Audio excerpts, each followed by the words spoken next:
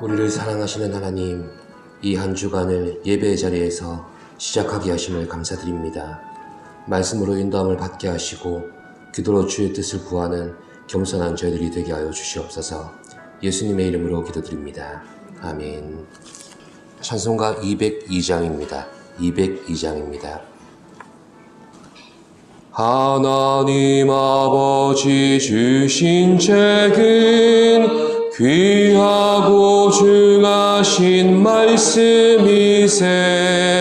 기쁘고 반가운 말씀 중에 날 사랑한단 말 참 좋도다. 주께서 나를 사랑하니 즐겁도다. 주께서 나를 사랑하니 나는 참 기쁘다. 그 속에 은혜를 저버리고 어긋난 딴 길로 가다가도 예수의 사랑만 생각하면 곧 다시 예수께 돌아오리. 주께서 나를 사랑하니 즐겁도다.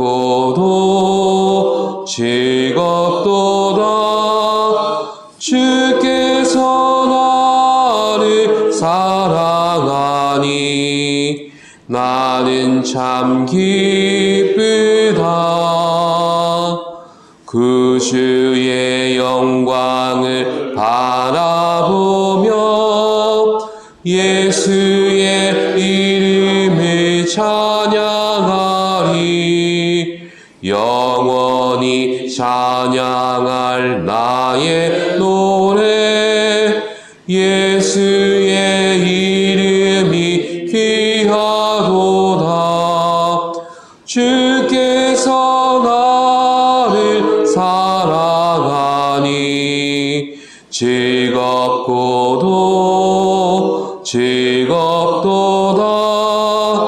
주께서 나를 사랑하니 나는 참 기쁘다.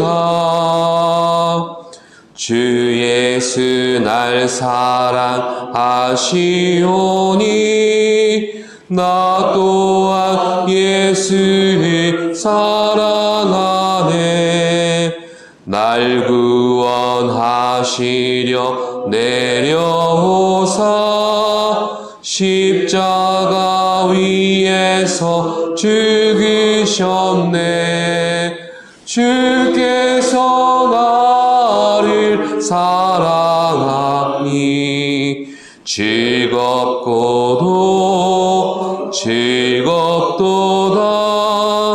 주께서 나를 사랑하니 나는 참 기쁘다.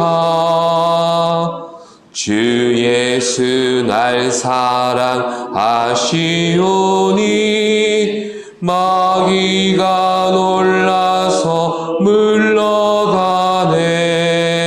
주 나를 이렇게 사랑하니 그 사랑 어떻게 보답할까. 주께서 나를 사랑하니 즐겁도다.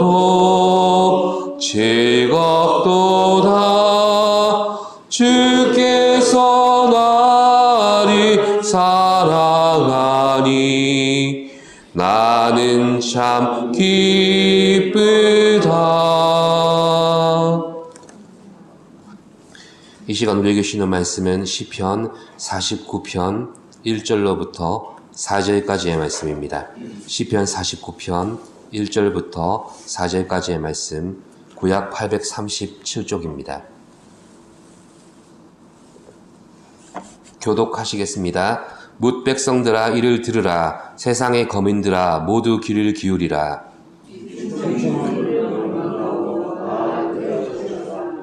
내 입은 지혜를 말하겠고 내 마음은 명철을 작은 소리로 읊조리리로다. 내가 비유에 내 귀를 기울이고 수금으로 나의 오묘한 말을 풀리로다. 아멘. 우리가 읽은 시편 49편은 재물이나 세상의 성공을 쫓는 자들을 향해서 날카로운 경고를 주는 지혜시입니다. 세속주의의 허망함을 계속해서 강조하는 전도서와 맥을 같이 하는 그런 내용이기도 합니다. 그러나 차이가 있다면 15절 말씀처럼 수월의 권세, 즉 죽음에서부터 의로운 자를 건져내신다는 시인의 확신이 나옵니다. 이것이 죽음으로부터 모든 것이 종결되는 세상의 가치와는 다른 것입니다. 성도가 지킨 신앙의 가치를 하나님께서는 영원토록 기억하시는데 이것이 성도가 얻게 되는 부활과 영생을 통해 계속해서 기억되는 것입니다. 그러므로 성도에게 있어서는 죽음까지도 종말이 아니라 영원한 가치를 증명하는 것이 되기 때문에 세속의 어떤 가치도 성도의 신앙을 꺾어 놓을 수 없는 것입니다. 그래서 시인은 부하고 유명한 자들의 힘과 그들의 영향력에 압도당한 듯이 보이는 그런 성도들을 향해 격려하는 것입니다. 승리는 마지막 순간에 그들의 것이 될 것이라고 말입니다. 그렇습니다. 시인의 시대뿐만 아니라 우리가 살고 있는 이 현실 세계 속에서도 교만과 자랑으로 남을 압제하고 자기의 능력을 과시하는 부유한 자들이 공존하고 있습니다. 시인은 이러한 자들과 공존하며 신앙을 지켜가는 성도를 향해 하나님의 지혜를 지금 전하고 있는 겁니다. 시인이 전하는 하나님의 지혜는 나는 도대체 누구이며 나는 과연 어떤 존재인가를 알게 한다는 것입니다. 조금 더 의미를 확장해서 인간은 과연 어떠한 존재인가를 하나님의 지혜로 점점 깨닫게 되는 것이죠. 하나님께서 우리를 향해 행하신 놀라운 일들 가운데 하나가 이러한 지혜를 우리에게 열어주셨다는 것입니다. 나 자신의 가치를 깨닫고 인간의 가치를 깨닫는 가운데 우리는 결국 하나님을 아는 거룩한 지식과 또 세상을 분별하는 지혜까지 이르게 되어 있는 것입니다. 그렇다면 시인이 이러한 하나님의 지혜를 전달하기 위해 우리에게 어떠한 교훈을 들려주고 있는지 본문을 통해 살펴보도록 하겠습니다. 먼저 1, 2절입니다. 뭇 백성들아 이를 들으라. 세상의 거민들아 모두 귀를 기울이라. 귀천 빈부를 막론하고 다 들을지어다. 아멘. 시인은 먼저 모든 사람이 이 지혜의 가르침을 들어야 한다고 초청하고 있습니다. 그 중에서도 1절 가운데 있는 세상의 거민들아 이렇게 세상을 언급한 이유는 이 세상과 세상에 있는 모든 사람들이 잠시 동안 스쳐 지나가는 유한한 존재라는 것을 강조하고자 그렇게 세상이라는 단어를 사용했습니다. 그리고 세상을 언급한 또 다른 이유는 시인이 전하는 하나님의 지혜는 듣든지 듣지 않든지 모든 사람들에게 적용되는 지혜이고 결국 반드시 들어야 하는 지혜라는 점을 이 세상이라는 단어를 통해서 시인은 강조해주고 있습니다.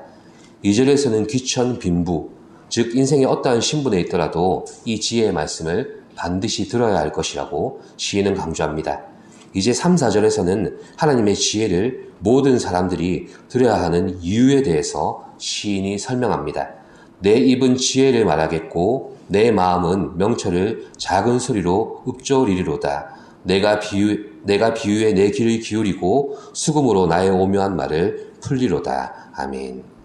시인은 지금 자신의 입과 마음 또 귀와 말을 통해서 하나님의 지혜를 풀어내겠다고 우리의 시선을 지금 이끌고 있습니다.